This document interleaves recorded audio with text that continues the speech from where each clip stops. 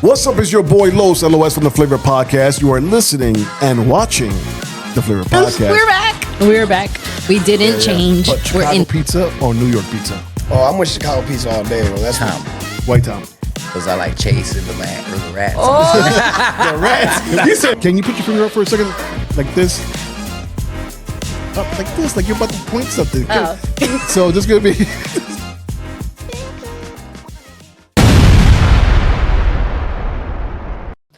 What's up? It's your boy Los, LOS from the Flava Podcast. You are listening and watching the Flava Podcast. What's up, Liz? Yo, what's up, Los? Happy Sunday. Happy Sunday. The sun is out. The sun is out. The sun is actually bright. That is not why I'm wearing my hat. Well, I'm wearing my hat because I didn't want to. Yesterday was an amazing time, but yo, girl is tired. what was yesterday? Yesterday was the summit, the podcast summit event. The Chicago Podcast Summit 2025. Yes, so it was really fun. But yeah, definitely. Did you really enjoy it? I did. Okay. I was really nervous at the beginning. Uh-huh. I think I just it was all in the mental. It's all up there. Okay. But yeah, it was really fun. I got to see so many people that I've maybe interacted with them online. Maybe a hello or good luck with this or whatever the case may be. But actually meeting them in person, Yeah. it was really fun. Awesome. Yeah. And you kind of dialed up for it. I did. I wasn't ready for the Jessica Rabbit to come into the room. It was, hey, it was a big day, so. You had the hair going on and the makeup going on. Antonella, she did such a great job. Antonella Makeup, that's what she's under in Facebook, but she is amazing. That girl is talented. Like she showed up 12:20. Got to work. She brought her hair girl, and she's like, "Okay, this is what we're gonna do. This is how we're gonna shape your face." I'm like, "Okay, I trust you fully." And she did so good. Like she did amazing. Awesome. Everyone was like, when you walked in the room, like, that Liz? That Liz? Yeah, no, I don't usually get dressed up, but when I do, I do. Okay. No, I'm glad you're there. You had fun. Thank you. You did great on the panel as well. Thank you. How'd you like TikTok Terry? He's amazing. He's so fun. He has a lot of great nuggets to share. Great nuggets. Yeah, with everyone in the TikTok community for sure. I love that he said yes when I reached out to him. I mean, he did the show here too. Yes. But when I reached out to him, said, "Hey, would you do the podcast summit?" And he said, "Man, I'm there." Yeah, and he showed up. And he showed up. Let me tell you, he definitely threw a party. He made everybody dance. At the very end, it was awesome because we got to dance with Margarita. Yes. So it was me, TikTok Terry, and Margarita. Yeah, I saw. I'm like, somebody needs to record this because this is gonna go viral right here. I think there was a few people recording. Because we know Margarita gets out there, and we know TikTok Terry, he goes viral for anything he does. For anything that he does. Yeah. So it's gonna turn out great. I can't wait to see the video. You guys did great. You guys it was so unplanned. It all started with Margarita. Yeah, I agree. She was excited to be there. She's the life of the party. She is the life of the party. Yeah, her and her husband Jose. Yeah, they are. So what did you get from the podcast summit yesterday? The Chicago podcast summit yesterday. The biggest thing that I took would be being open to being vulnerable. Okay. And communicating your needs, right? As a content creator, I think we put this persona of having everything perfect. We just have a guest waiting for an hour for me to get ready over here. I know. Putting the stuff all back together. The studio was completely down. Oh, it was a record here. It was crazy. You made my OCD go like that. That's why my hair's I'm not okay because. Wait a second, you came in like that. Only because your hair was like you came in like that. I did come in like that. My hair was already a mess. But it was great. We got everything back up. Cameras are good. So yeah that's what I took on. Just a lot of communicating is very important. Hugely. Communication is hugely. And we're not good communicators. Sometimes we're not. Because we're not emotionally, sometimes we're not our emotions. Yeah, even when doing an event, we think we have it all together. And when it comes to the event, we find out that we're not. Yeah. The event yesterday was great, but I know that there's things that we could have definitely done better. I mean, some people didn't see the mistakes, right? Yeah. Because they didn't know. Yeah, but when you're in the back end, you're like, oh. Yeah. when you see this girl running around, shout out to Whitney from IMS School. Oh my goodness. Is that the girl that was running? Yeah, she was running Oh back and my forth, goodness. back and That forth. girl was running. Like I saw her and I'm like, what is she doing? She just had everything under control. She knew what she was doing, and she had Yes. direction from a legend, Melissa Dupre. Yeah. Oh, it makes sense now. So Okay. the direction was coming from Melissa Dupre, Okay. and she already has skill already. Yeah. Okay. So it worked out. She did so good. Like I told her before, as we were saying goodbye to the students, I had to tell her and a few people students that I noticed that were going above and beyond to make sure that the event went great. It went smooth, and I had to tell them, I had to give them their flowers because they did so good. They did awesome. Yeah, IMS did Shout out to awesome. you guys. Doing a great job over there. Let me get that bottle of water down there. That's something that Carlos doesn't do, right? Make sure we don't advertise nobody. Unless they pay. And also they ain't paying. They ain't paying me right now. Okay. But yeah, it was man, if you guys think that putting something together is like easy, it gets easy after you do it for a while, right? But if you don't do it at least 2, 3 times, 4 times a year, Yeah. you're really like learning all over again because you're only doing it one time. One time a year. So you guys are going to see more of Flava Podcast doing more little events because for the big event we want to be ready for it. We want to keep it easier for us. Yes. So what we're So going to do? excited. Yeah, we're going to be doing now 3. Okay. And we have somebody that wants to that last night talked to me, pulled me to the side, Yeah. and said, "I believe in you." Oh. Oh man, I'm gonna start crying. Don't cry. Because God is working, Yeah. and this is what the person said. I see what God is doing with you. Yeah. And was doing what you want to do with the community, and you're sincere about it.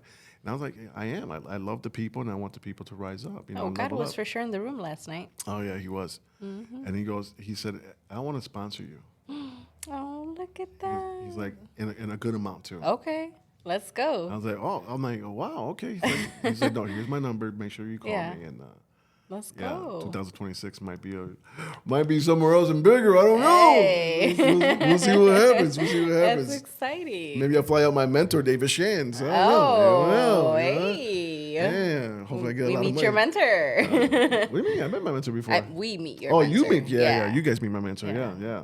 That'd be awesome to meet him. David Shands is an amazing person. Yeah, it's And he exciting. loves on people as well. And he wants us to all I've level seen a up. few of his videos. Yeah, he's definitely, He's he great. likes to speak life into you. Yeah, definitely great. Mm-hmm. Every morning, Monday through Friday, we just a bunch of us get together online, and he gives us the gems in the morning. Okay. He finds out what we're working on. Yeah. Okay, and then he gives us, okay, do this.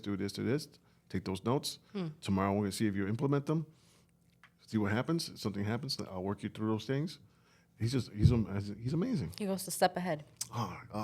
Amazing. I love him. So, do you have a hot topic for today? We didn't even say hot topic. Let's do it. Hot pocket. Hot pockets. Wait, hold on. Let me fix my hat. Yeah. Sorry, guys. Technical difficulties. The camera makes it look We're less. having those this morning too. I woke up late. So, are you ready for Hot So, what's topic. your hot topic, Liz? My hot topic. Medical negligence. A topic for me that's important. Last week, between last week and the week prior, 2 different women experienced basically negligence. They were 2 women pregnant. Different. One of them was in Indiana. The other one was in, let me see, Denver, was it? But basically, they're pregnant, and the woman in Dallas Regional Medical Center, I watched her video. Her mom was recording, and she's having contractions, right? She's in pain. She's crying. And her mom's recording, and the nurse is sitting asking questions Yeah. as she's in labor. Oh wow. Okay. Literally labor. You want to get that money?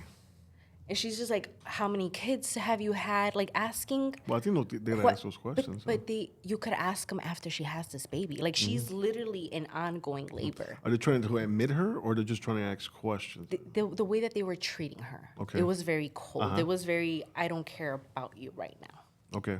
And the way that it was shown, right? And I get like they have a process. I get that.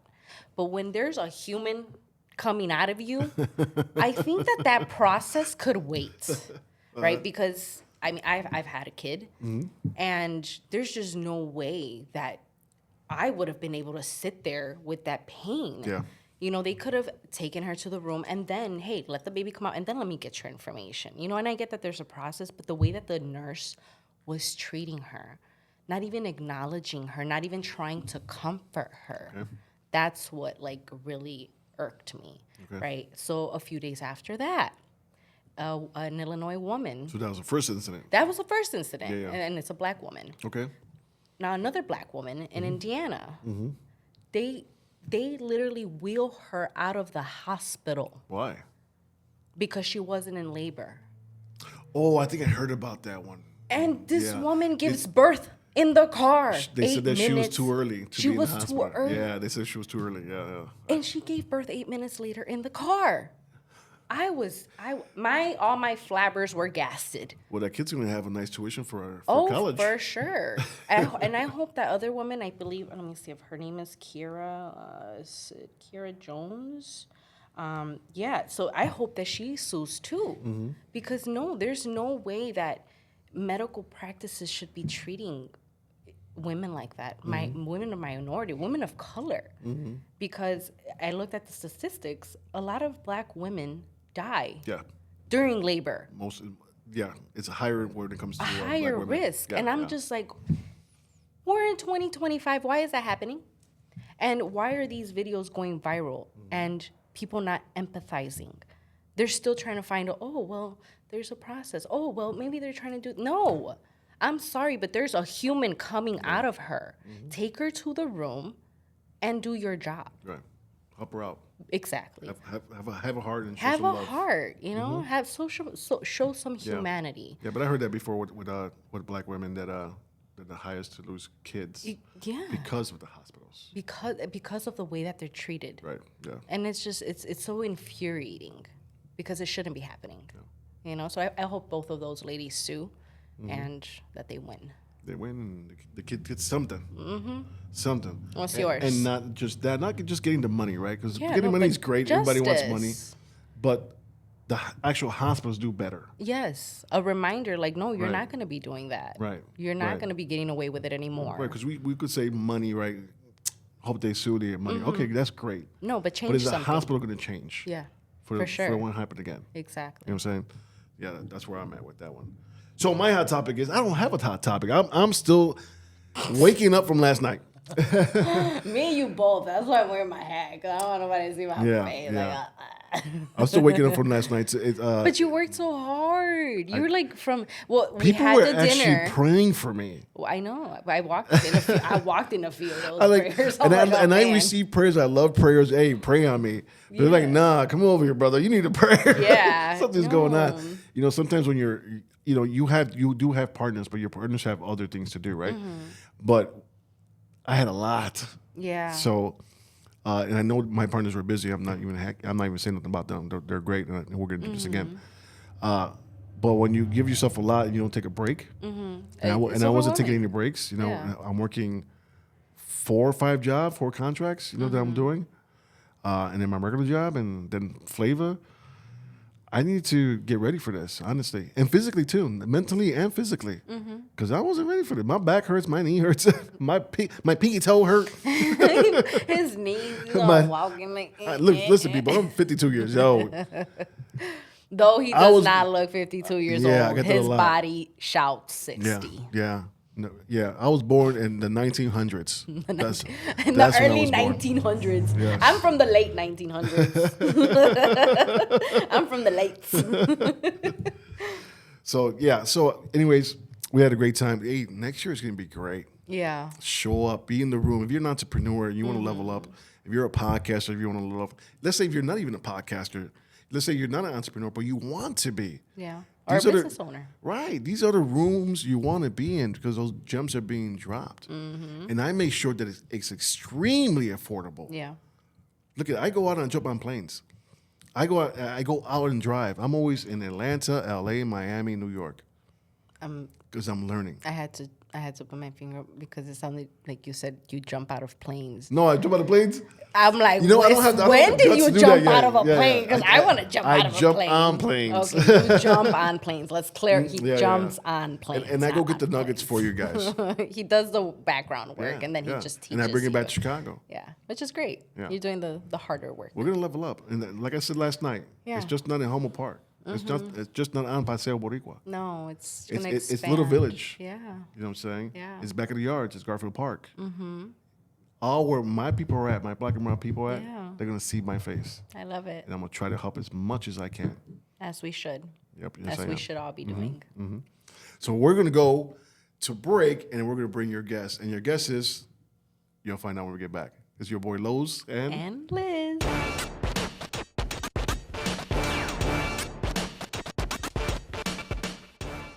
So we are back. We are back. We are back with our guest. Liz, you ready for our guest? I am ready. You are ready. She should be ready because she was talking to him for like an hour before we were getting all this stuff together. Oh yeah. We should have just been podcasting then. I should have Got had some cameras good over there. Stuff. My cameras, nothing was working. We had to figure it out. We had to troubleshoot. Yeah. Yeah, troubleshoot. Wasn't But ready. this guest that we know, he knows how to troubleshoot because he has a theater that he does things at, and we know when it comes to microphones and when it comes to music that we're playing or background things happen. Yep. So you have to troubleshoot. And we saw sometimes- that yesterday. Yeah. So who we have in front of us today? Ivan Rivera. Come on, Ivan. Vega. Vega. Where you get Brothers Rivera Rivera. from? Oh, Vega. wait, see, now, I'm messed up now. That's good because I always mess see? up everybody's name. So we're rolling. Pero we familia. Yeah. No. Wait, so and that's what made me say. Yeah. Actually, I knew your name, but I said Rivera because your brother's Rivera. His brother, he's my son's godfather. He became a part of my life when I was 10. Oh wow. So I my, get it now. my Okay. stepfather raised me, and I was fortunate enough to get two sisters and a brother. So It's a blended Okay. family. we became the Brady Bunch, the Puerto Rican Let's Brady go. Bunch. Let's go. I love it. Did you have a Marsha? We definitely had one of those. Yes. We're not gonna say her name unless there's only one. Then you know who you are. There's a couple. Oh, okay. The cameras. Yeah. There's a couple. So Ivan, tell us what do you do? So I am an actor by trade. So I'm an artist and an administrator. So I run a local theater company called UrbanTheater Company. We celebrated our 20th anniversary this year with our first gala. So we produce plays in the Humboldt Park community, and we've been doing that for almost 20 years. We mentor, we commission new work, we community build, we partner with our organization. So we really balance the artistic and the administrative, but really are a part of a larger ecosystem, which is Humboldt Park, is our home. Okay, awesome. What made you get into that? Not the acting parts. I don't want to go there. I want the theater because that takes a Yeah. lot of work. Yeah, And for sure. day in, day out. You're doing something maybe every month or every couple months. We're busy, and even if it's not at the theater, there's work to do, right? So it started with the acting. Yeah. That's the seeds were planted there. It was like 8th grade, saw some work, at Curie High School, and was like, "Ooh, what's that? How do I do that? How do I get involved?" Right, and that seed was planted right there, and I just kept on. High school came around, and I really just got involved into theater, and I wanted to become an actor, and started to find out about myself, my identity, my Yeah. Puerto Ricanness, and Yeah. getting in connection with that, getting in touch with that. Went to college, and a few years afterwards, because these seeds were already planted, I had written about professional theater class. Like we had to create our own theater company. Oh. So again, these seeds were just planted here and there. So a few years after I graduated, got together with some Puerto Rican artists who were like-minded and wanted to create a company to showcase our stories, showcase our work. And that's how, at the time, Teatro Urbano was born. Teatro So that's Urbano. where in 2003. So even though we celebrated our 20 years, we've been around a lot longer. So started as Teatro Urbano, and then The year afterwards, we had to just change the name because there was some internal, friction and drama, and we were in the midst of producing our first show. So really, that was the birth of Urban Theater Company. So I started as an actor, had to take on the role of artistic director at the time, and really lean into producing and being an administrator. So, when you talk about troubleshooting is what I've done for 20 years. It's not just production. Do that, with my eyes closed, but it's what happens outside of a production. When you're doing a show or you're itinerant and you don't have a home and you can't produce your show at that spot and you open in 2 weeks, what do? You got to move and think quickly, right? Yeah. You got to put out fires, you got to troubleshoot, or those things end up happening. But that's stuff that we dealt with for the last 20 years, So really at this point, like nothing phases us. Theater is... It's like a walk in the park. It's a walk in the park, It's sometimes I don't, I always throw people off because I don't show that emotion, Like we've gone through so much. Yeah. I've had this conversation recently is like, you failed so much that it's like, hey, it's just a bump in the road. What can I learn from that? I know how to navigate this. I know how to get past this. It's like how you deal with those adversities or those things when they show up that just continues to make you stronger. Awesome. So 8th grade, you said, not 8 years old, but 8th grade. 8th grade. What did you see that said, I want to be an actor? I saw The Wiz. Oh, wow, yeah. And I was a shy kid in elementary school, but I saw myself wanting to be in film. I wanted to perform, and then being able to see this show where I can see people that were black and brown who were, they looked like me. And it was like, man, this is cool. And they captivated my attention. So that always left that feeling of like, man, how do I become a part of that? How do I tap into that? So we had talent shows at school. We had all this, but I was too shy to jump in, but I would cheer on my friends. So it was one of those that just kind of got me towards, once high school came around, I'm like, let me jump into an acting class. Let me start there. Yeah. And from there, it's just like, that just was... Did you do plays? Was a ripple effect. Did you do your plays in school? Once we got to high school, I did speech team. Okay. So at the time, I was just finding my voice. I was very monotone. There was no inflection in how I was talking. It was just like, right? It was that. So it was like, damn, okay, how do I really like find myself, get in tune with me, learn how to utilize my tool. Yeah. And that's kind of where it started. That's good. But, right before I graduated, I was interested in getting into pre-med, like plastic surgery. Okay. Like it was one of those, right? Like I was, because okay, nip and tuck. No, but I was like, right, yeah, right. I said nip and tuck. But finding myself, because it was like, I wanted to prove, especially where I grew up and all that, like I wanted to prove that I could do it. So I was thinking a lot bigger, even though that probably wasn't the path that I was going to take. But the arts really is something that was like, this is for you, You like, enjoy it. I enjoyed it. You enjoy it. Stay here and trust, and that's something that I always held down to. Awesome.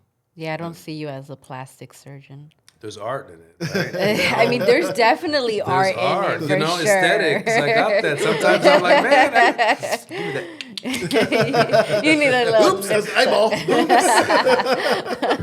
Oh, no, those don't go there. I was working in his nose, now I got to work in his eye. But, in that looking back, because I come from a home of entrepreneurs, my family, I grew up in a grocery store. So my parents were entrepreneurs. They started their own business. They worked for themselves. Yeah. They were their own boss. That's interesting you said that. Where was that grocery store? 30th and Kamensky in Little Village. Yeah.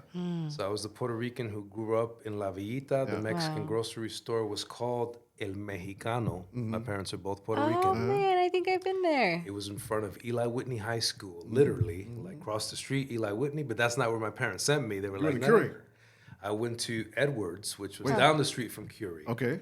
I didn't even go to Curie. I wanted to go to Curie. My parents are like, No, you're going to Morton West. Okay. Yeah. Oh, You're going to okay, so you Berwyn. went. Okay, you went to Right? Berwyn. Because, parents Yeah. were just like looking out for us. And you know, at that time, the neighborhood school was Farragut. And they were like, you're not going to No, Farragut. no, And I was no, like, yeah. no, I'm not going. I want to go to Farragut. I want to go to this art school. See, I've heard of Farragut, but Farragut was rough. I heard it was rough. Oh, it Yeah, was at the time, right? But it's just kind of like you just had to wonder why my parents were not sending me to the schools that were closest to my community. Is because they were really like thinking about us and our protection and our safety. for sure. Right? They're Looking very out for our smart. future, right? Yeah, very smart. I mean, even though Curie is a great school, It's a great It's an school. amazing school. It's just the neighborhood that it's in is a little rough. It's And a all little- my friends went there, so it was like I missed that. Like, But my I want to hang friends. out. I want to be with my boys, friends. Yeah. My boys. You know? wouldn't have been focused. But if it wasn't for that shift at Morton West, that I think really had a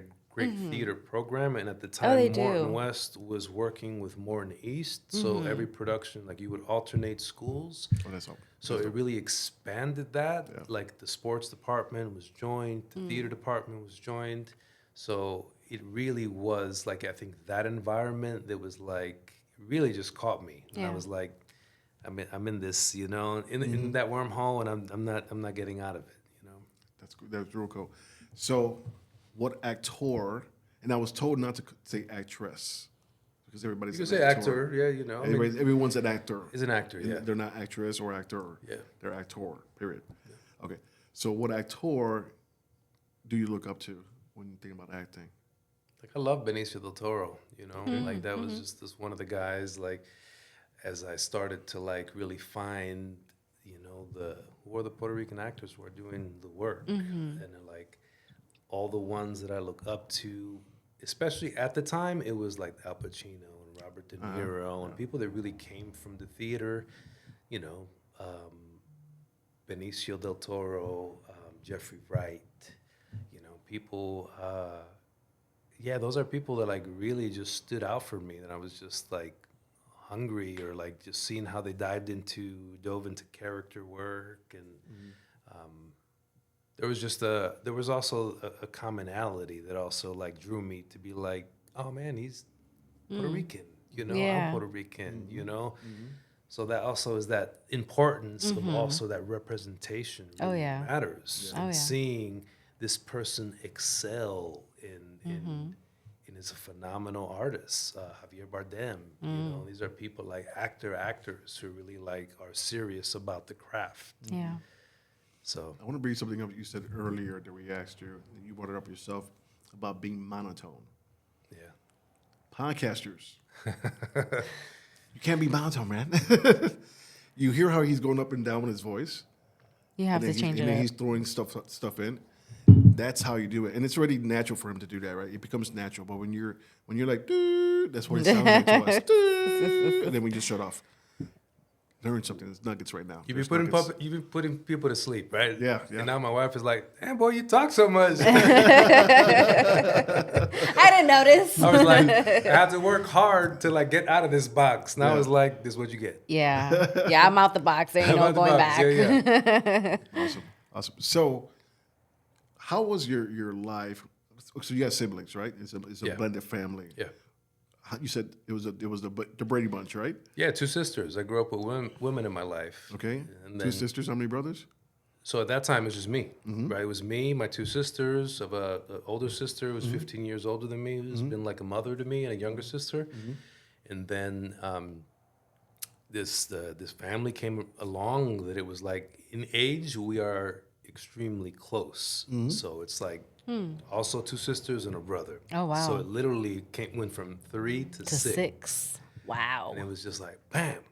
And it's just like figuring that out. But it was also exciting to be able to. How old were you when that happened? I was 10. 10. Right, Because that's around 10, the time 11. your parents had split up. Yeah, the parents split up. So it was also like going through that part, and figuring out those emotions, because those emotions were bleeding into like my education and in school. And I was just there, but I wasn't like learning.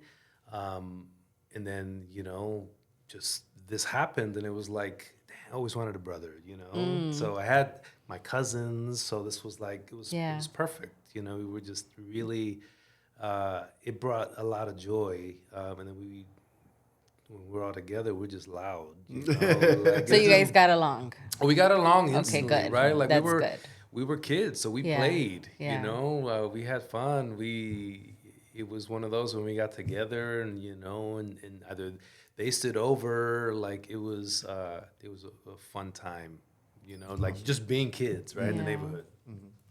So you were raised on the south side of Chicago, Yeah. but you came to Paso Boricua. Yeah, so I grew up on the South Side. When I started high school, I was still living in the South Side, but I didn't tell anyone in Morton West that I was living in the South Yeah, Side. you couldn't. Because, You would I have got couldn't, kicked right? out. So at that time, I was living with my aunt who lived in Berwyn. So I didn't tell my friends where I lived. Yeah. So Yeah. I didn't have that.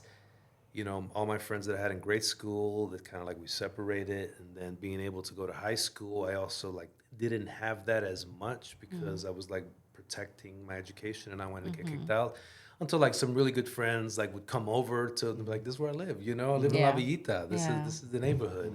But then from there, my grandparents lived on Evergreen in California in Humboldt Park. So I had the best of both worlds, right? Like there was a time where I grew up thinking I was Mexican because here Yeah. he's a Puerto Rican growing up in Little Village, Little in Village. literally a Mexican grocery store with a picture of Vicente Fernandez in the front. Let's go. It's my Playing guy. That's my guy. 105.1. You go inside, you got another picture of Pedro Infantes. They're making barbacoa, birria, chicharrones. Like, Was that on purpose, though? The pictures of Vicente? no, like that's. Is that what your parents did? It was on purpose because They loved them too, It was a right? neighborhood, right? You Yeah. know, like there's Puerto Ricans love Chente, right? And so I grew up on Puerto Rican. I grew up on him. Oh, I still love all the them, movies. right? All the movies. Oh, wow.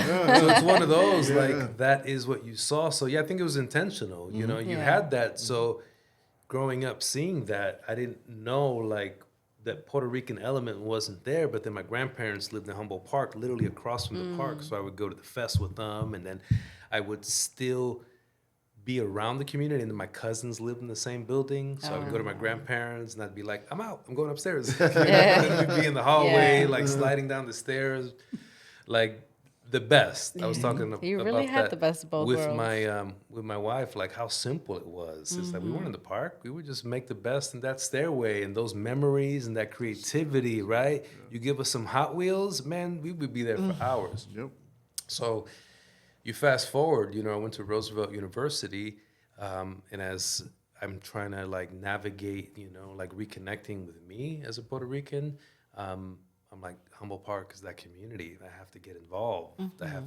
That is where this theater needs to be. And we were a resident theater company at Segundo Ruiz Belvis Cultural Center when they were in Wicker Park. They were in Milwaukee, right there at Damon and North Avenue. That was their building. Now it's a Jewish cultural center, but we rehearsed there. We did a gala there. We did some, not a gala, fundraiser. We did events, but we never did a production there. And then they had to sell the property, and then we started to be itinerant and look for places. Our first two shows were at Aguijón Theater, right over here on Diversity in Laramie. So they have a special place Good spot. in my heart, like not only as an actor, because I started working there as an actor before the theater, but because that's where, like that seed, again, I go back to that, was right, like planted. It was like finding a community that was like embracing and inclusive, and like, come here, let's play, you're a part of us. And then we found Bate Urbano at the time in Humboldt Park and started working with them. And it felt natural. It felt perfect. At the time, they were called Teatro Bate Urbano, but they didn't do theater. And they did spoken word, hip hop. They had open mics. Jesse Fuentes, our older person, was a founder. Shout out to Jesse. Yes. Let's go, huge Jesse. supporter. Mike Reyes was also a founder. You have so many people that started at Bate Urbano who are now professors at like Brown University. They're cross country. They're Stanford. Like they're doing amazing work, but they all started from this space.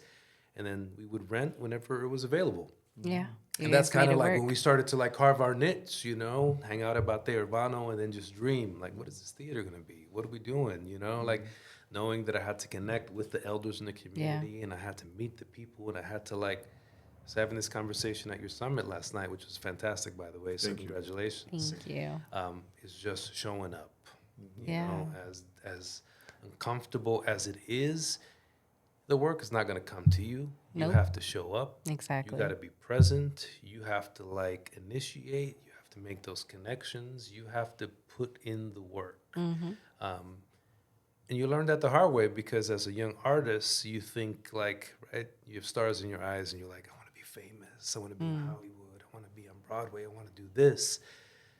It's like, they're not going to come to me. Yeah, you have to But also like, why do I have to go and relocate there? Why can't I create something here? This is home. This is where I'm at. And that's what's kept me here. So that's why Humble Park was just natural. And it was like, we had to be here. And we needed it. We needed it. We needed right? it. We needed it. We found our community. We found our people. And we just kept building. And that's like slowly, right? Troubleshooting, adversity after adversity. Like we had to figure it out and carve our way. But also make sure that we showed up and we were at the table. And if we weren't at the table, it was like, how can I be here? How can I get involved, right? Like, how can I show up? And not take things personal as well. Yeah. But make sure that, like, you know your worth and you know your work. Yeah. That's the most important thing. Yeah.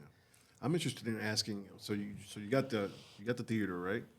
Was the theater when you started, or was there a lot of knocking down of walls and stuff like that? No, if you go to Bate, and we still call it Bate. It's Urban Theater at Bate Urbano.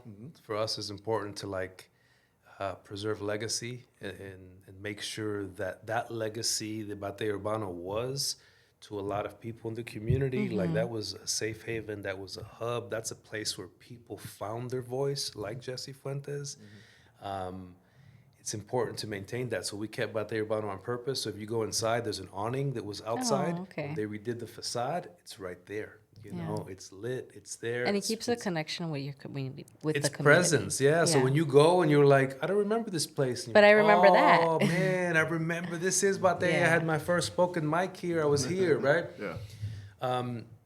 So we made it work, you know. Like, we couldn't knock down things. We couldn't do things. Like, you know, a lot of these kids were, 15 to 25, you know. So, like, there was a skate rink where they were, like, skateboarding inside. Like, they were doing things to the space. They were making stairs, not up to code. But, you know, like, let's use it. They were just creating. They were building. Creating, and we used what was there. So in the space, like, every wall, if you look at it, has a painting, has a piece of history from our shows when we've done things. Yeah. We redid the front. My father-in-law is a contractor, carpenter, so we put floors, we painted, we moved the partition. Like, you know, he helped me with that. Like, I had a lot of people that believed in our work and, like, end up contributing and, like, adding raised platform, donated seating. So that's very important. Donated black drapery around the theater, so we can. I love those donations. I love those donations. Amazing, right? These are people, like, because we didn't have money. Like, it was hard, so we had to figure it out. And sometimes it's like, damn, we don't have any seats. We got to rent seats. We can't buy them. We got to rent them. Where are we going to get them? You know, can you borrow some seats? You got some seats, right? Not the cheap ones. Not the cheap you ones. know, and then it's like you get to the point where you're doing theater and there's no levels, so you're like, man, I can't see nothing. You know, you have a little platform, so you give someone some height, but you know, we're creating and we're learning on the way.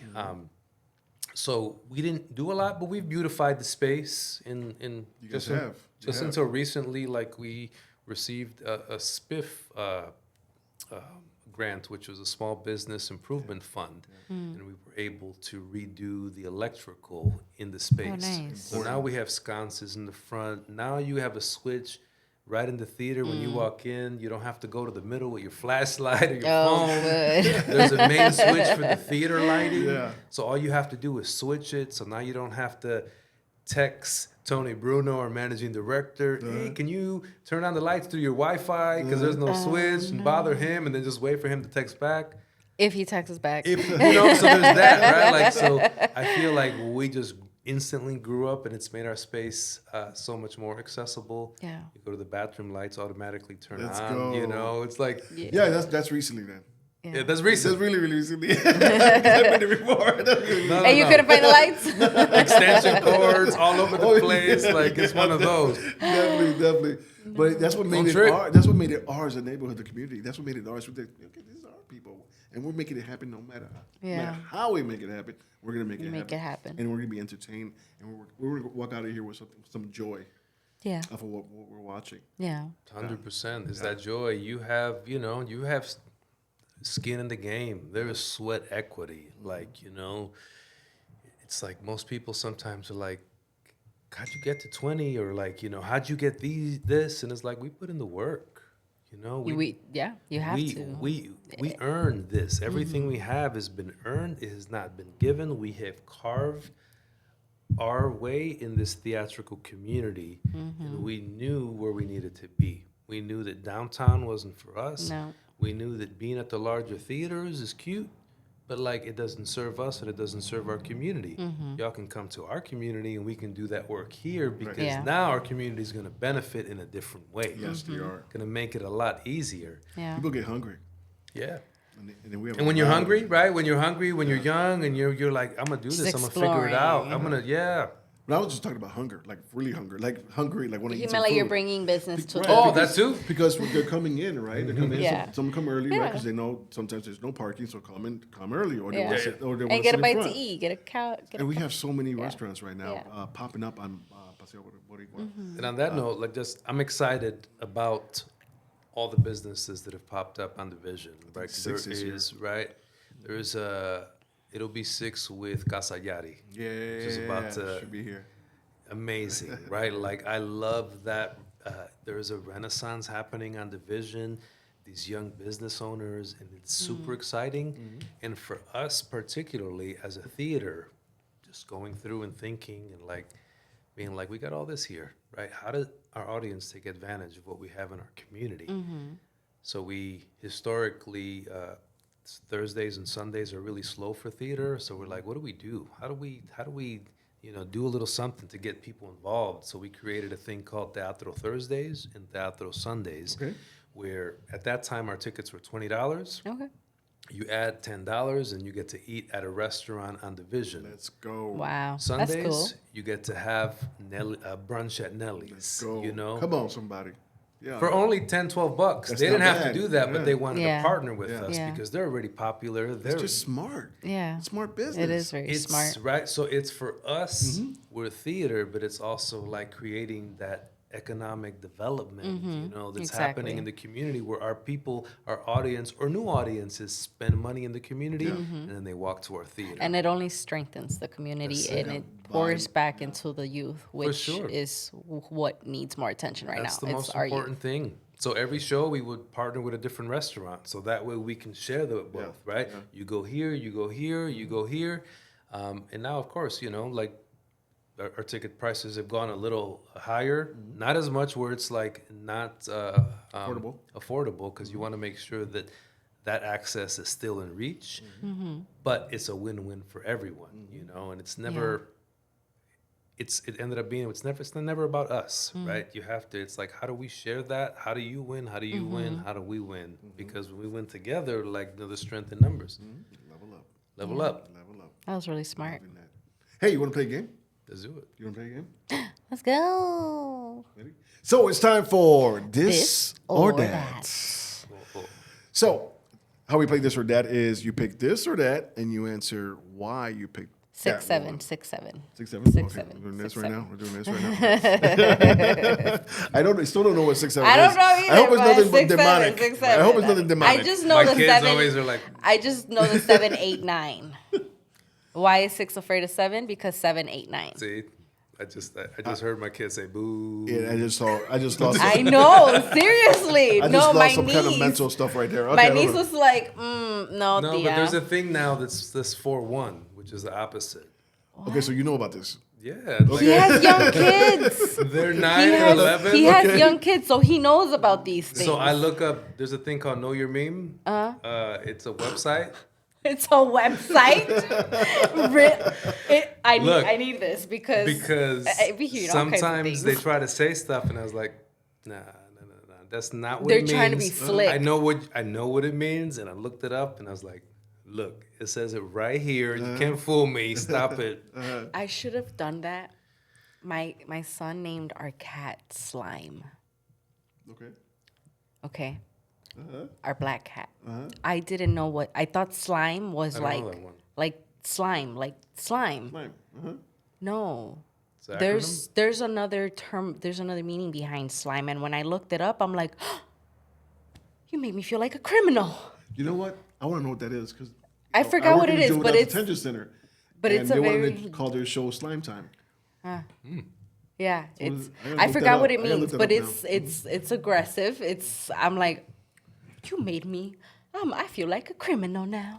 And we have a cat named Slime, and there's rap songs where you're my slime, you're my It does not sound good. that it's not. I'm gonna look it up after this. Yeah. Guys at the detention center, I love you guys. We're gonna have to change that name if I find out what this is. And if it's spelled SLYME. So we're gonna play this or that. Okay. So this or that could be funny. It could be serious. You could cry. Whatever you want to do. If you don't want to answer a question, don't answer it. But if you do, awesome. Plead the fifth. Yeah. So, Tom or Jerry, the cat or the mouse? That's a good one. That was the show. I love that. I don't know.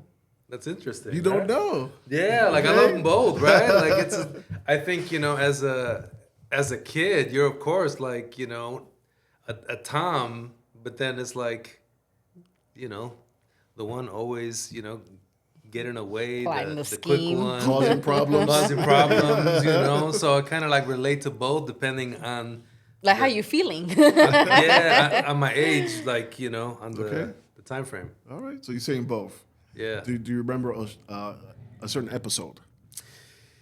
It's been a while, but I was always watching Tom and Jerry. So it was just one of those, like, just brings memories, like Let me jog your the memory. innocence, right, of being a kid. Let me jog your memory. So there was one when his uncle showed up. And his uncle had a guitar. And he sang the song, Coping and Wanna Reading Right, Campbell. Coping and Wanna Reading Right, Campbell. And then, I vaguely and then remember the that. whisker. Oh, yeah. He went to go get Tom's whisker to put on his To guitar. put in his guitar. Oh, yes. So Tom was running around trying to stay away from this little tiny mouse that was taking his whisker for his guitar. I remember that. Yes. That's one of them. That's one of them. Liz, you got No, I one? appreciate that visual. That's good. You made him take a trip on sure. memory lane. YouTube or Netflix? YouTube. Why? Yeah. It's I enjoy it. Like it all depends, right? Sometimes, it's like Netflix becomes a go-to, but I also there was a time where I used to love just watching TED Talks. Right? Okay, yeah, And TED Talks, yeah. that was like my thing, like just found it on YouTube, and it's just like the place to really like learn and really like be inspired and really take in these amazing thinkers and ideas. So I love the power of YouTube when it's used correctly, but I Yeah. also like on the other end of like my kids, it's just like, bro, just play a game. Why are you watching someone play a game? Yeah. You know? Oh, that is so definitely. infuriating. I so hate it's like that. that brain rot to Yeah. like what they say is Yeah. like 100% there, but it's also like what they grew up with. I would just tell them, look at play your game, record yourself, and then put it on Twitch, Yeah, yeah. And then you can make some money. Become an entrepreneur. Come on, let's go. For sure, right? Yeah. Yeah. Because he's watching somebody else play a game. Why Well, don't you that's record how yourself? one of the kids on YouTube got rich. The mom was like, I'm tired. She Ryan. literally started. Ryan? I Ryan's think World? so. I think so, because she said that she watched her son watch other kids play, and she's like, you know what? I'm gonna start recording you play, and then I'm just gonna post that, and got rich. But for a moment during the pandemic, I thought of like, these kids would be funny to like record, but then I also like was a parent and like Yeah, protective safe. and saying like, Yes. some of these comments are really Oh, yeah, bad, right? definitely. And Exactly. Yeah. I don't want them because it could really like shift their way of thinking or like, and I was like, no. So Yeah. like we can record it for us for fun, Yeah. and we would do that. Yeah. And then the cutest thing during pandemic was like they would be like at the end, like and subscribe. And they're just like in their science like and lab, subscribe. code. Like it was just one of those. That's so cute. I So love yeah, that. but I think that just also brought nice memories. So it's like YouTube. Okay. Yeah, I'm totally YouTube. Totally YouTube because it's for me. It's learning. Yeah. I always want to learn, and I could just Netflix. find wherever I want to learn. Especially when it comes to podcasting, I'm everything podcast. Yeah. And Tiny Desk, I love Tiny Desk. Oh my man. God, yes. That's Yes. on YouTube. Yeah, yeah, Like, yeah. that's just like I put that on. Like sometimes just what's on the radio right now is just like, oh my God, I can't listen to that song again. Then I Yeah. just put my favorite, then I have my go-tos, and right. it's always amazing. That's right. That's right. So, arroz blanco or arroz con gandules? Get it out, Carlos. Gandules. Does the arroz blanco have habichuelas? We always get that question. You gotta pick one, and you gotta tell us why. Okay, because if the arroz blanco has habichuelas, that's my go-to. Okay. You know, if you give me white rice and beans, that's it. Like my wife always says I'm a jibaro because I just love the simplicity of like those meals. It just brings so much comfort and joy as well. Yeah. So I'm gonna go with that one. Yeah. Jessie was here. She said white rice, and she said because she likes putting an egg on top of it and making it saucy. The saucy mean, part. Like it's one of those things you can put an egg on anything. Yeah. And if you have rice on top of that, it's done. You Let's got a meal. go. Let's go. That's I right. guess we're all hungry. You got one? Oh, for real, you got one? I don't have an egg, but you want me to go get an egg? Do you prefer call or text message? You prefer someone calling you or getting a text message? Call. You know, like and then you find the complete disconnect with my younger either nieces and nephews who are just straight text or straight voice to text. Yeah. Which I also do. Yeah. The voice text is definitely a game changer. Yeah. I feel like it's easier. It's easier Just to communicate the whole thing disappears unless out. you keep it. You know, I think. Yeah. I just started using that. Yeah. I'm a call guy. I don't like text messages. I can't hear your voice. I can't hear your tone. Yeah. I need to hear that. And then if it gets to the point where we're texting for an hour, it's like let's just pick up the phone and catch up. You know? Like so. I There's agree. Yeah, that's true. it depends. Depends who you're talking to. Yeah, but it's always I think a call like talking about like keeping connections and all. I was always in my car driving, so I always would pick up the phone and just call folks Yeah. and just catch up and be like, hey, what's up? What's going on? So that was like my mobile office, as I called it back then. Call me after 9 for free minutes, please. Oh, when it was a thing, right? Yeah, oh my God, yeah. Like, call me after 9. I'm out of of minutes. I'm out of minutes. Call me after 9, please. Or when you had like 500 text messages only, like you only had 500 text messages. So after wild. the 500 Things have text changed, messages, right? like, Wow, 500 text messages? Yeah. That's a day. I know. That's a day. And you would have to like keep it at a minimum. You know, you couldn't have conversations like that. You know, I remember that because I would have to go to the store and re-up. It's always going off. It went off during this conversation. I saw it here. I got a text message. It was Melissa Dupre. How about that? Hey, Melissa. So, Chicago Cubs or Chicago Sox? I grew up on the South Side. Uh-huh. So, Hey. you know, we're a family divided. I'm a Sox go. fan. Okay. You know, my wife grew up in Humboldt Park. Yes, I think Victor's a Cubs fan. He's a Cubs Yeah, fan. yeah, yeah. Everybody's a Cubs fan. So y'all split. On my side. So some of you are But I Cubs. love the game. I love to support both. When I was in Little League, I played for the Sox. So it's a completely different experience at both places. Yeah. So I enjoy it. But one of my sons is definitely a Cubs, and the other one's a Oh, Sox. that's so fun. Yeah. That is so We fun. gotta get that flag divided. Yeah. And the Right. games are gonna be fun. Yeah, but they're always, you know, they're always a great time. Yeah. That's so Yeah. cool. Hawaii or Dubai?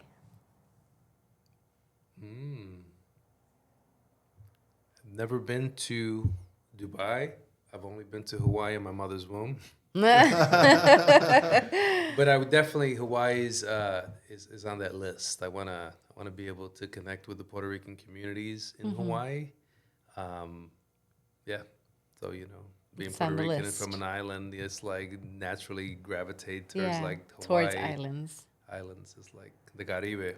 I like I like that one. That's where I want to be right now. So, yeah, that's all of us. it. I know. So, the Chicago Bears Mm-hmm. or the winners, Oh, Green Bay Packers. man. Oh, gosh. Bears. The white Bears. Let's go. Right? Hey, see, I love people that are Chicago teams. It's If you're Chicago. from Chicago, you have to go to I'm not Chicago from teams. Chicago. I'm from Puerto Rico. I'm not from Chicago. It's Chicago through and through. Exactly. You know, like, so it's always supporting. Whether Yeah. whether you Whether win, you win or wh- whether you lose. Whether you lose, Yeah. it's like it's there. Yeah, You know, whether exactly. whether I frequently watch the game or not, I'm always gonna Yeah. root for Chicago. There you Diehard go. fan. You know, yeah, Chicago, There right? you Like go. it's As it should be. Die with them. You could do that. but in my family, there's also a divide. Yeah, with the Packers. Dallas Cowboys. Oh, Oh, okay. Cowboys. Yes, a lot of people pick the Cowboys. Interesting. time. Even though they really suck right now, they're really bad right now. Horrible. Have you checked? Stats are like low. I haven't kept up. Yeah. But I kept up because Charlamagne the God for the Yeah, Breakfast Club. yeah. He talks about it a lot, so I've been watching. I'm like, yeah, they really do suck. That's his favorite team. like it's always like for sports and moderation. Like I have a short attention span, so it's like when I get into stuff, I really get into stuff. Yeah. So it's those like TED Talks. no, right? Like intentionally, I'm just like, where am I gonna put my full energy? Because if not, it's just like then that's all I Yeah. do. But I enjoy it, especially live. You know, going to them and supporting. Okay, cool. And creating those experiences with the kiddos. You know? Yeah, that's always- definitely, That's the best part. You know what? Coffee or tea? Coffee. Okay. Coffee. Even though Even though you asked for tea. Even though I asked for tea, but also knowing my caffeine intake limit. Okay. Right. That's important. Yeah. So it's like knowing that, like sometimes too much just gets me jittery. Self-diagnosed ADHD. So also right, like self-diagnosed people. Self-diagnosed. in a way, that's a separate conversation. But it's also like knowing that my mind's already working really quickly. Yeah. So like too much caffeine, it's just like It's not gonna help. right. I then I don't have as much as control over Yeah. my body. Yeah. So there's that. So really being in tune. Yeah, that's good. That's real good. And I say Self-awareness. self-diagnosed, right? Because my 11-year-old son was diagnosed ADHD, and throughout the process, when he You're was- like, wait a minute. no, I'm like you. Heck yeah, right? Throughout the process, when he was diagnosed at 4 to 5, like Oh, we wow, were really really in young. tune as Yeah. parents, and we were like, "There's something, right?" So, 100% throughout that process, I have seen myself multiple times, and then he and I are so much alike. So when we bump heads, is because we are the same person. But also, yeah, like it's definitely that. Yeah. And I'm like, oh, of course. Yeah. Yeah. Now I see. Now it makes sense. Yeah, so that's why I say that. Okay, cool. Broadway or movies?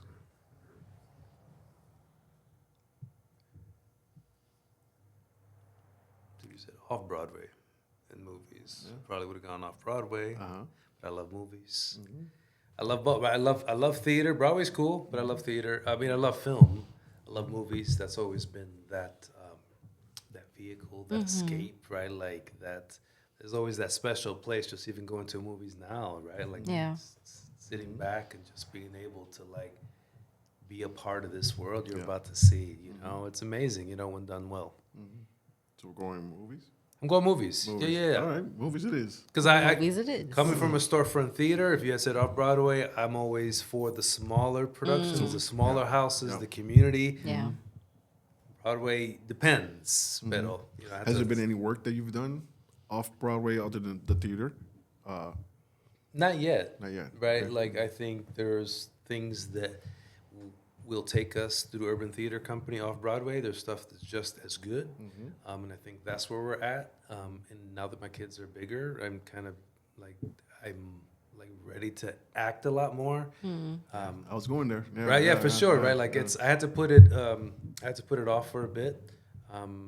We have a shared leadership with Yeah. with Urban Theater Company, so it's a lot easier to work with.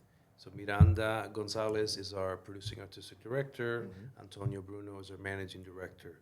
We all work in shared leadership. So if I were to do a show or be a part of a show, then there's that support that will step you in. have someone to fall back Miranda on. Gonzalez just opened up a world premiere in LA, a play that she wrote. So, Tony and I stepped in and we had to do what we had to do. So there's that. So I'm itching for a recurring role on TV or a film, like that stuff.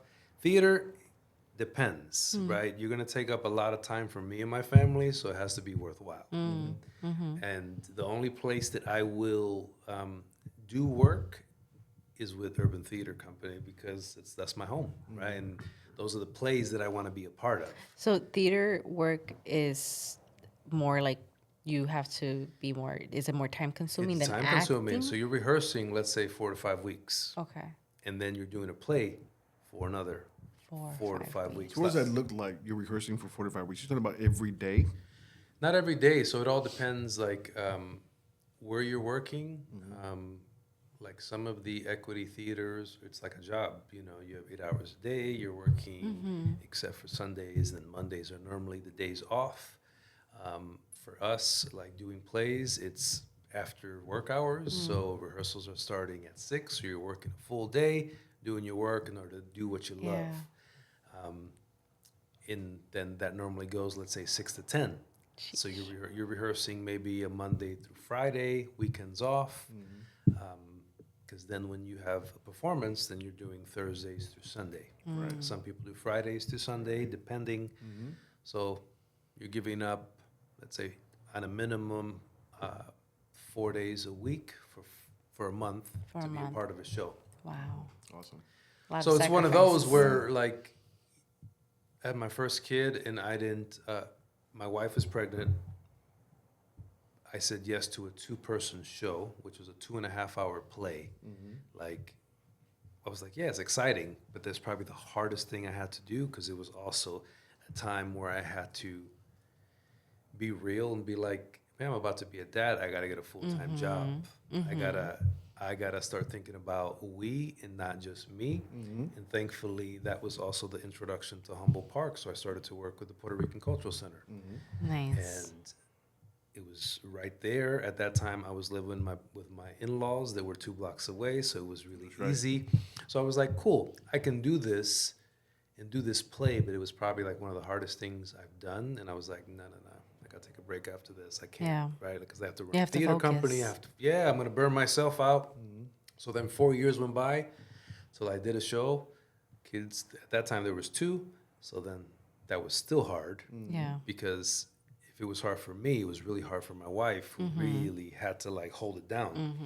And then after that, the last show I was a part of was Chicago Lords, which was just last year. So my kids were already bigger, and it's a little easier. It was the first play that they were able to see me in. So it's like, so they can see like, okay, this is why I'm gone. This is the work that I'm doing. This is what I'm doing. How did you feel seeing them in the crowd? Oh, it was amazing. It was like, it was emotional, and it was like, even though it was a play about the Chicago Young Lords and the Black Panthers, it was a heavier historical play. They were able to see their father doing what they love. And they saw me. At that time, I fractured my right heel closing weekend. So I did the performance on crutches and in a cast. Ouch. I'm just curious who you play. Cha-cha. See, I didn't know that, but that's dope. Yeah. That is dope. If you saw my window there, I had Ida here.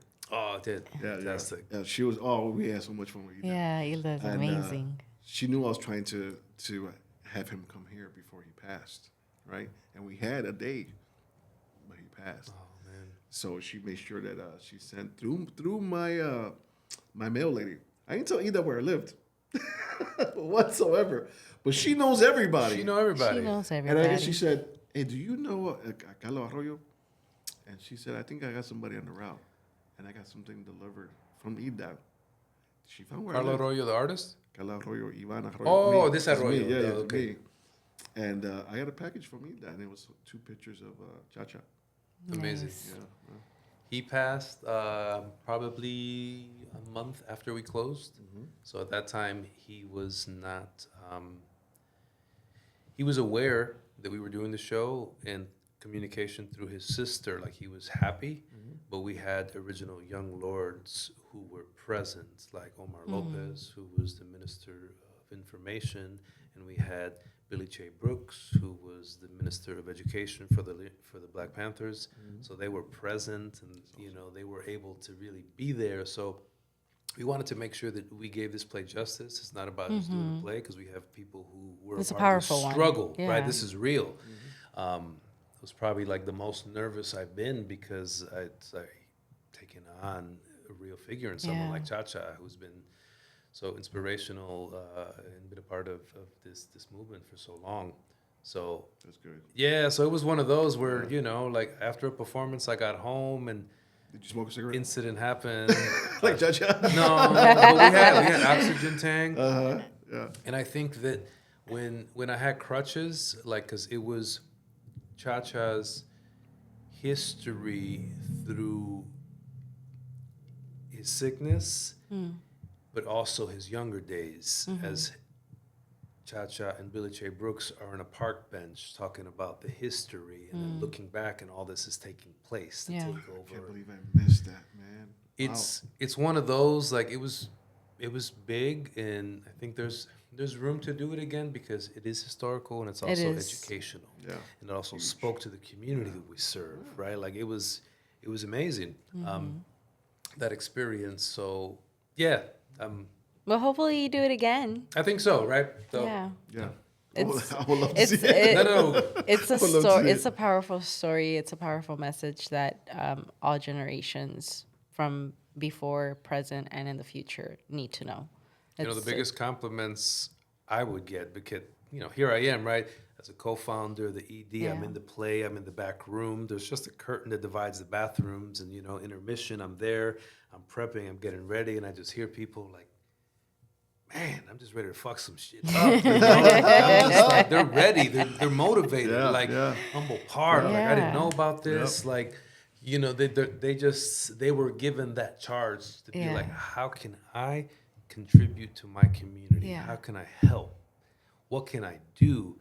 And at the end of the day, that's powerful, And representation matters. Right, representation always matters. Yes. We're now that young kid at 8th grade that was able to see folks that look like him now is on stage, and are people able to see themselves? Then you got them. Yeah. And then they don't have to be actors, but they could be, how can I get involved in some way? Exactly. How can I help tell the story? How can I take a class? How can I try to produce, right? Because there's a business side of just doing theater. Who can I bring? Who can I bring? We bring my mom, multi-generational. Like, we bring my grandmother. Like, let's experience this together. Right, especially our grandmothers that lived on Paseo back then. Yeah. They experienced even the riots that happened back then and all that stuff. You know what I'm saying? Which is, I know there's a documentary that was just. I was there. Yeah, I didn't get to see that. Clemente? Yeah, I saw like, it. I was there. I think we were out of town, and I wanted to see that, but we want to do the theatrical production, right? Let's go. Because it's something, as well as I was going back to, like, Roosevelt, and I'm on that journey of finding myself, and, like, being at Harold Washington, looking through microfilm and all these Puerto Rican playwrights and writers and the Nuyorican poets and all of this. Like, that's how deep I went in, and then I found the riots, and I was like, ooh, Humble Park. Dang, this happened? I'm not getting taught this in school. No. I got to find this myself. Like, not even in college. Nobody's talking about this. So I still have the microfilm, but we weren't ready to tell that story. But now we're in a place where we are ready. Yeah. And we have a writer, we have a team. Now we just have to find the funding so we can make this happen. Yeah. So that is something that will be happening in the next couple years. Yeah, can't wait. Yeah. That's Can't so wait, cool. man. Can't wait. Yes, I saw the documentary at Clemente, and it's like every seasoned person came out. In other words, older seasoned person came out, and you could tell they lived it. Oh, Yeah. They were there. Yeah. And you get into the hallway, right, when we're all going out, and they just start talking about it everywhere. And then we're outside of Clemente, and they keep on talking about it. And they just, all these memories come back to them. Yeah. I'm just there like a fly on the wall. yeah. You're just Listening watching to it them, and just, sucking it all in. yeah. Like, wow, that's dope. So many stories, right? So many stories, and there's there's people who were there who, there's people who are leaving us, who are passing on, and we got to be able to archive these stories. Yeah, for sure. So anytime I mentioned the riots, they were like, "Oh my God, I still remember that. I was a kid, but I was over here." Automatically triggers something. Yeah. You have Monstro on the show. Yeah. He has a story, and Vergara has a story, right? Like everyone has a family member that's somehow connected to this. Yeah. So it's like, what other theater company is going to tell the story? Yeah. Yeah. Urban Theater is. Also, John Vergara was here as well, so he told. No, me I the saw story. that, Yeah, right? yeah, And his artwork is all over Urban Theater Company. Is it? Yeah. I know he did a thing there where I took a picture there. That mural, yeah, Okay. there was there that he had some of the kids paint. That's been there since I think 2010. Okay. Wow. And then we had for Not for Sale, which was our first commission about gentrification. in I Humboldt saw Park. it. I was there. I loved it. Oh my God. All I those loved murals. it. We have our own bandera on the wall. Oh my God, Not for Sale. Oh, Yeah. I wouldn't bought a T-shirt. There was Love a it. T-shirt out Decolonize there. the culture. That was right there. That's where that came from. Okay. Because that was the YouTube channel that the kids had in the Yeah. show. Oh, that Love was it. such a good one. Decolonize the culture. It was the first one. Like when you talk about representation matters, that was like really holding up a mirror to the community and being like, right, this is what's happening right here. You leave the theater, that is Humboldt Park. Yeah. It was literally the story that happened from an incident that took place next door. There was a physical therapist that worked there. And all of a sudden on Saturday, we're hanging out, we have music playing, it's 12 o'clock, and all of a sudden I hear bam, bam, bam, bam, bam on the door. And we go to the door, and this person comes over barefoot, and she's like, "Can you keep the music down? I'm in the middle of a yoga session." It's Saturday? Do you know where you're at? It's Yeah. 12 o'clock. Exactly. And it's sad we have to say that. It's sad we have to say, do you know where you're at? Yeah. Yeah. Do you know where you moved into? Right. Hello? Yeah. Right? Yeah. Because people walk around with blinders on all the time. But that triggered. So Miranda ended up talking to Guadalister Conran, who is a Dominican who grew up in Ukrainian village, and said, "I want you to write a play. We want to commission you to do this play called Not for Sale." And now we have a neighbor who's there, who's a physical therapist, who's Ecuadorian, who is amazing and extremely supportive, was at our gala. Like, it's just like we have that relationship that was missing just early on, because it's like you do your stuff, we respect that, and you know that we're doing this, right? Exactly. It's not just serving us, but serving our community. Yeah. I gotta take us back because we were so into this conversation. We jumped off this or that. We literally. Oh, damn, we We did. never even went back to this or that because we got so into it. Wow. Right? Did you notice? I didn't. I did right now. I was like, wait a second, we haven't finished What was this or the last that. question? That Oh, it's the derailed us? it's the one that the last No, question. do we that have a derailed last us. question? Right? No, That's the what was most that important last one? Dang. Oh, it was me. It was me. It was him. Theater. Oh, the theater. Yeah. So it was like- it took us. It woo, derailed. yeah. That derailed us completely for Derailed. the And last then I have 15 multiple minutes. trains running, so don't ask me. I don't know nothing. So that was my last one. You got one? Before I had, No, yeah, go ahead go, with the go last. to the top one. Yeah. All right, top one. I know because I know my viewers, our viewers, And are like, this- "Hey, what happened to the last one that we always wait for?" They're commenting. They're like, "You didn't know that. You didn't Hold finish it." on. What did we miss? I know the comments are gonna say You didn't even do They be Batman coming and at- Superman. Sorry, guys. Got I inspired. did. You so I got to do two. did. I'm gonna ask. I'm going to ask him. Hold up. Okay. Batman or Superman? If you had to choose one, Batman or Superman? And back in the day, it was Superman. Uh-huh. Like I didn't grow up being a big into comic books, but it's just one of those that I enjoyed. Like I have those memories of my early days, just like being able to like experience that. So it's Superman Okay, back in the day, back in the day. and it's still Superman. Oh, now it's Batman. Yeah. Things change with time, right? Like it's one of those. That's like, why he said back in the day. back in the day. So But why? now- So why are you choosing Batman now? It's more not relatable, right? But it's like it's at that time it was just like what I related to. I think Batman is just that who doesn't love Batman? He's cool. He's Gotham. He's Chicago, right? Like Yeah. Okay.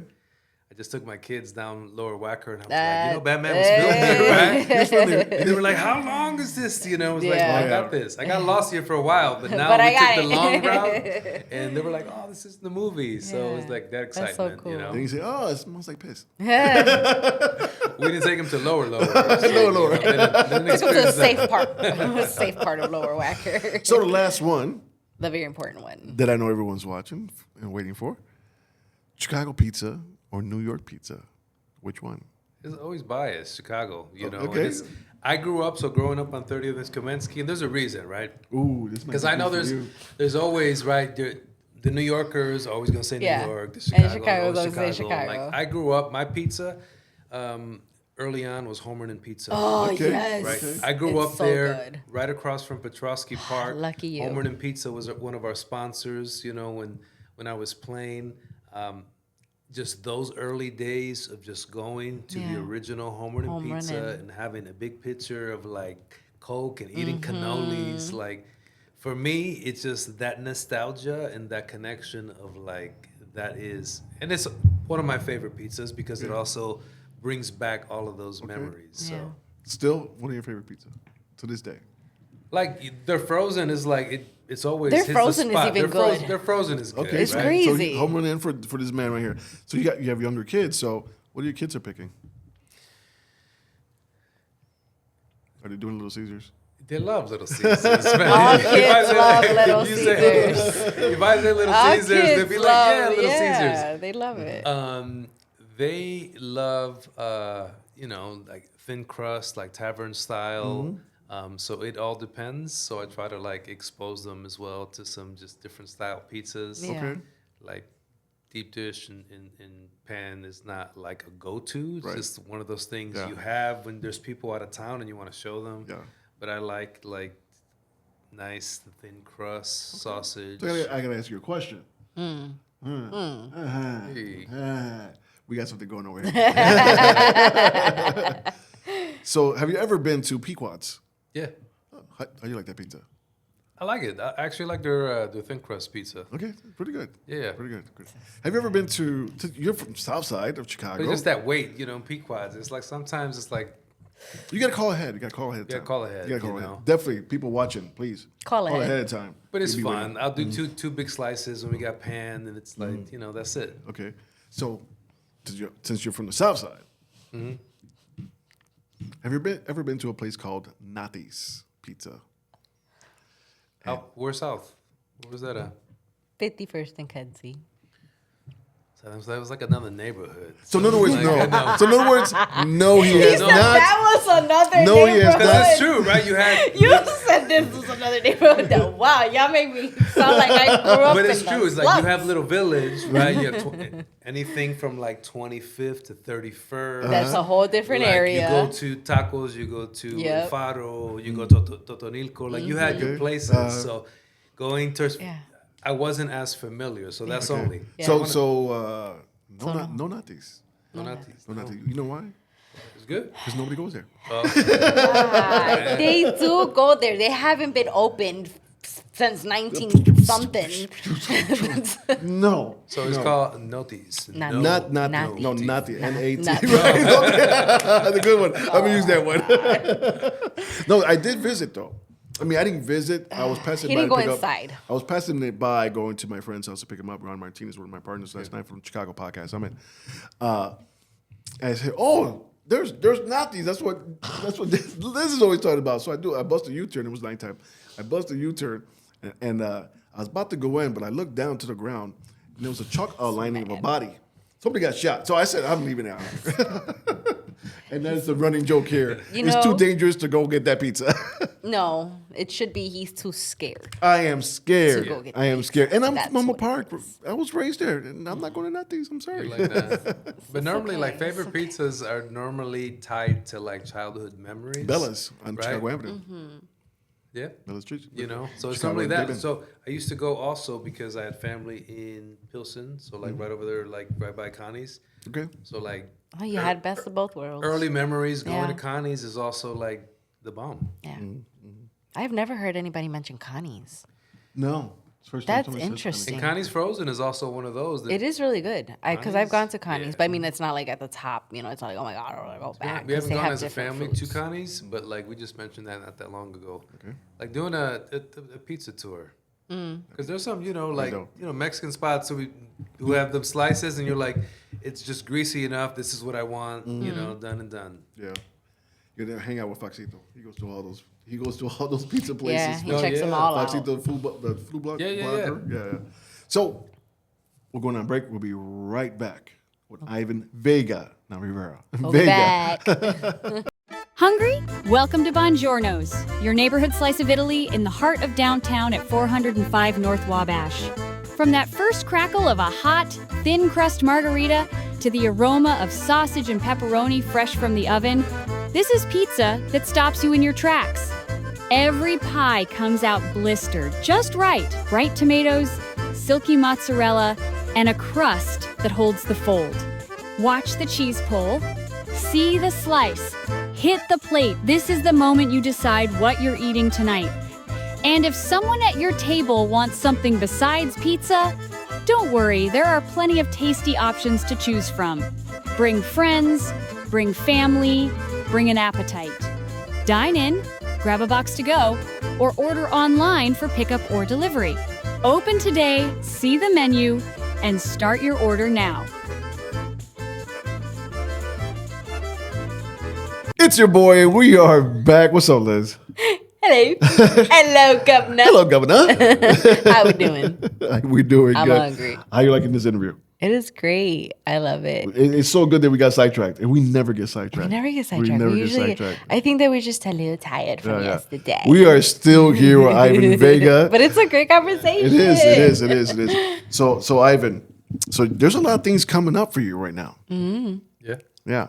Yeah. Can we share? I mean, you shared a little bit at the sure. at the 20th Yeah. anniversary, Yeah. which was awesome and an amazing spot, man. Oh, it was fantastic. Amazing Thank you, spot. Cine City. Amazing Yeah. film studio. Yeah.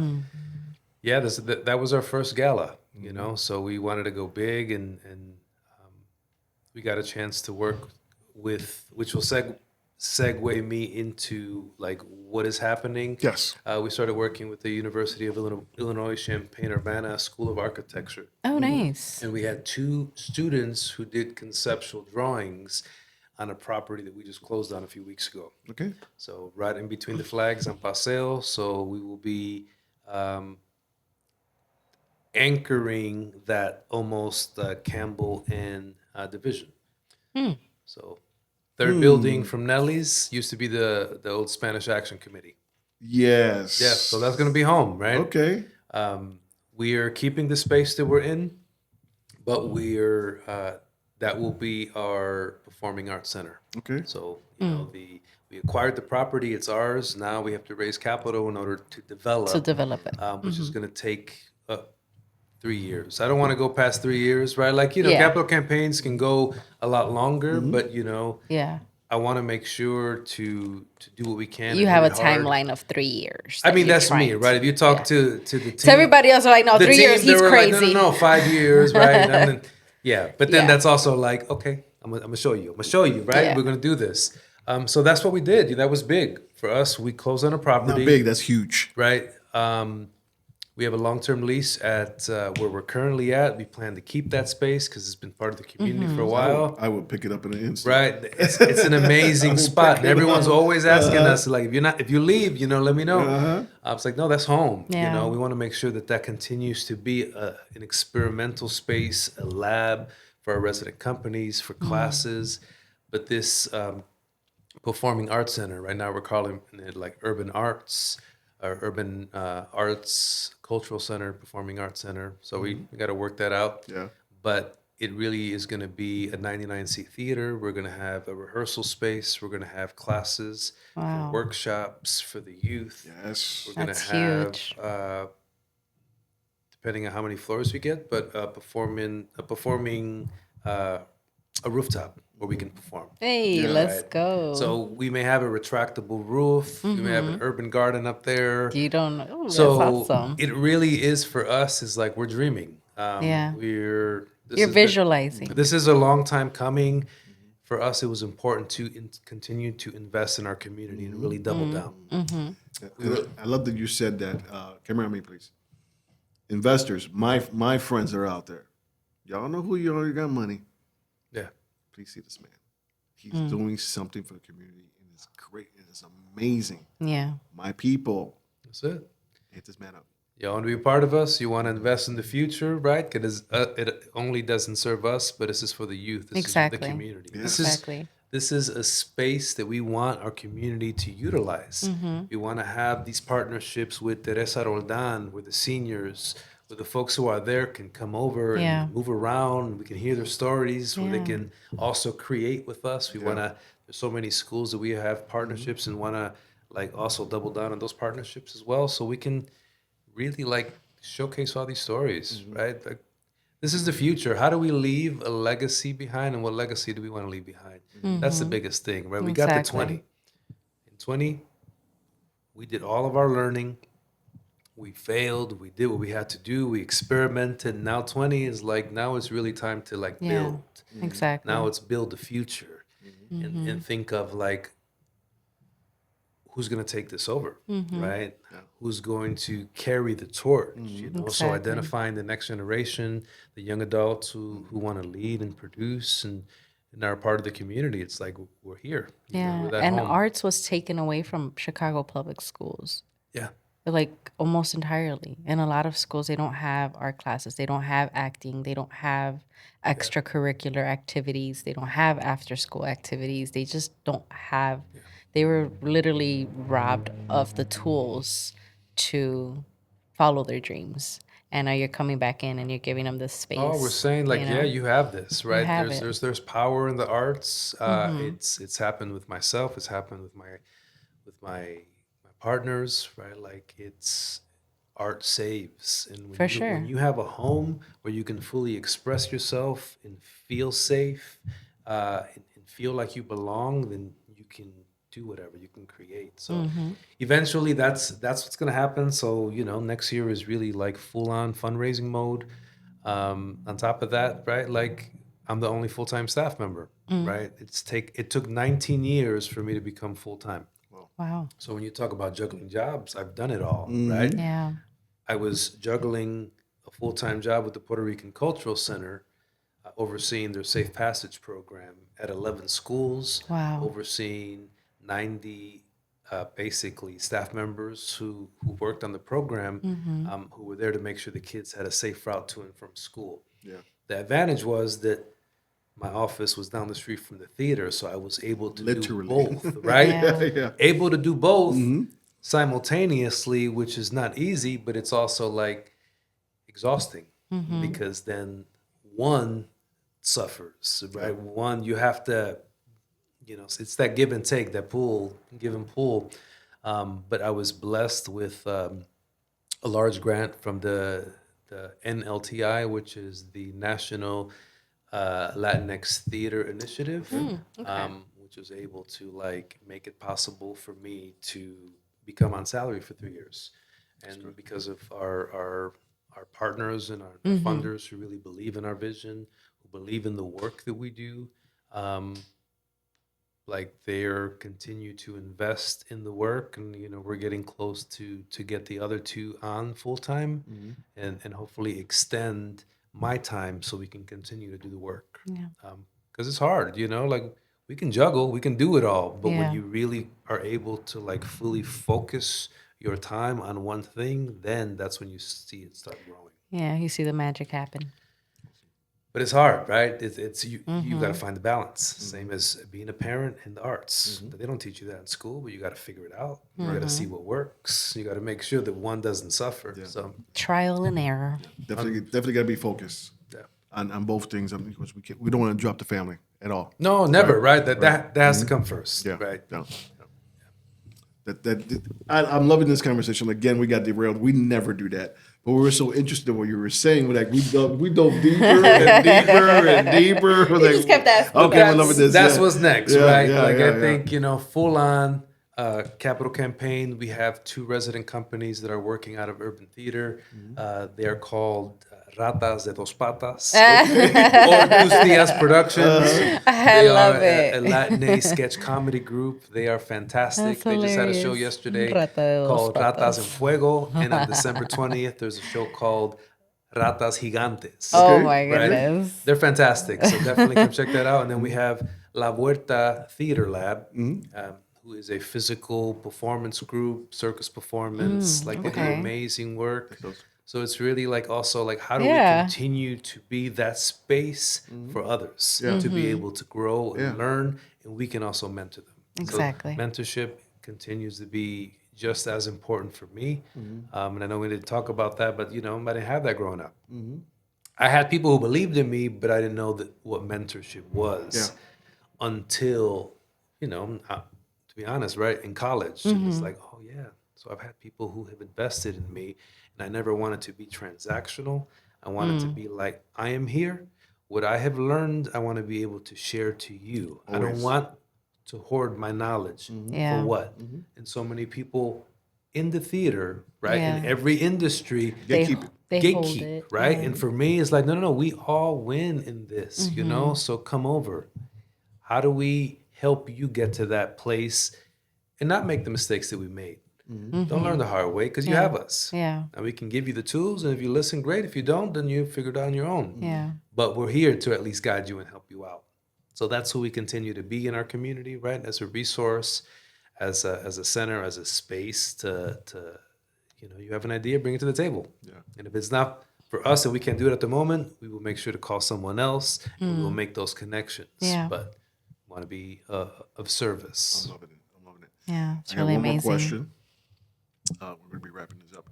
Got one more question because I like bringing this one up because you're a married man, you got kids. Yeah. So where did you meet your wife? She always tells the story so much better. But I met her at a talent agency that she worked at called Grossman and Jack Talent. A mutual friend of ours who was a voiceover agent, her name is Vanessa Lanier. I knew her for a while. She kept mentioning me to Melissa.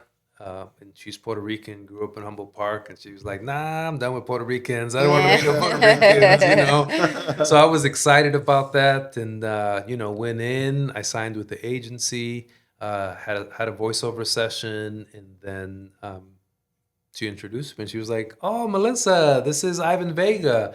And it was like that instant connection, right? Aww. Where it was like, wow. There you go. I've asked for you, and because I said that, right? Like I was like, I'm gonna marry a Puerto Rican. It's just and here she grew up 2 blocks down from where our theater is. Oh wow. Right. Our kids this morning were just like, how are you guys around so many similar places happens. but never Yeah. met? And I was like, it happens. It's the invisible string theory. But right, that connection that we had.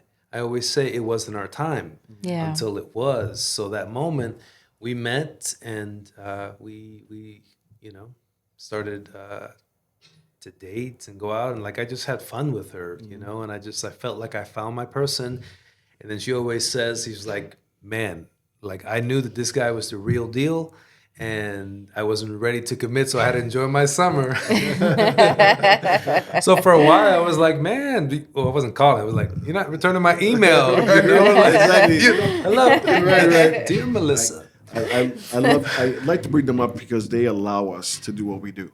1,000%. Like I have to celebrate her because there is no way that I could have made it 20 years without the support she's given me as my partner, you know, like she's held it down. And the one thing I've always told her is like, it's going to pay off. Yeah. Like I was like, yeah. Amen to that. No, so you definitely triggered something because it's work. It's work, man. You put in the work. Yeah. And if you don't believe in it, no one else is going to believe in it. So you got to, it's that Reina story, inspirational, right? Like you have to believe and you have to see it. And then when you have someone who is there and is constantly supporting you, it's like, man, I that's could amazing. do it. It's a blessing, Yeah. right? So it's like, now we win. right? Yeah. It's like because of that, now we're in a place where it's like the work paid off, and now it's like, how can I help you? Because she's a child actor, right? She started acting early age. I know she hates this, but she was Gabby in Ghost Rider. I don't know if you ever watched Ghost Rider. What? I've seen parts of Ghost She Rider. was the She was who? she was the newer Gabby who replaced the old one. No way. Yeah. What? So That's who you married? Oh my God, you lucky man. So it was one of those where, like, she did this. She did the LA life. She moved. She did her Yeah. thing. So thankfully that we're at a place where it's like, right, like we're here, right? Like how do we make sure that you get to do what you want outside of like being that person to like hold the house down and raise our kids. That's really beautiful. Yeah. So, Man. and thanks, Lowe's. You really got the emotional string. Yeah. Love you, babe. So I want to tell you, Ivan, that you have flavor. Got the flavor. Adobo, baby. Thank you for coming down on Flavor. Thank you for Yes, sharing thank your you so story with much. us. We loved it. You saw that. We loved it. We literally saw it. Keep on doing what you're doing because Yes. you're inspiring people Yes. Thank you, man. and you're moving the community forward. Thank you. Yes. Thank you, Lowe's. Thank you, Liz. This was No, this thank was you, great. Ivan. It was really amazing. And keep pouring back into the community. Our youth definitely needs that. We need the arts. That's right. So this is your boy Liz or Carlos.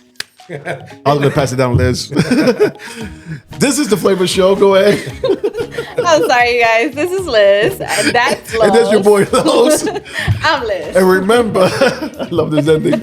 You got flavor. Bye. Wow. Okay, Liz. Talk about a long week. Is that the first time you said Liz? Yes. Yeah.